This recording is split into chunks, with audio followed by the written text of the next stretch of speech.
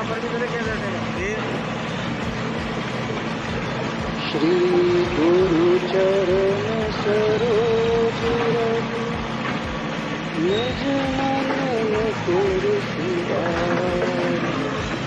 वरुणौ रघुबर विमल यश जोदायक फलचार बुद्धिहीन तनु जानिके सुमिरो पवन कुमार बल बुद्धि विद्या देहु मोहे हरहु कलेश विकार।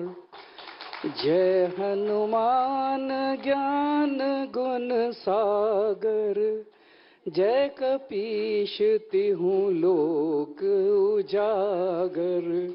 राम दूत अतुलित बल धामा अंजन पुत्र पवन सुत नामा। एक अलग से कार्यक्रम रखिएगा, पूरा सुनाऊंगा आपको।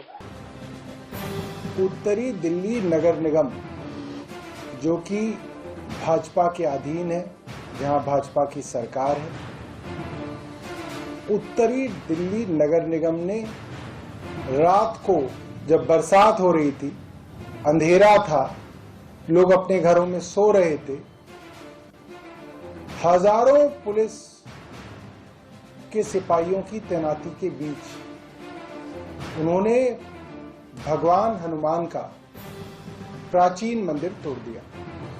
आप अपने अभी भी डेवलपमेंट प्लान को रीडिजाइन करें और रीडिजाइन करके वहां पर मंदिर को पुनर्स्थापित करने की अनुमति प्रदान की जाए।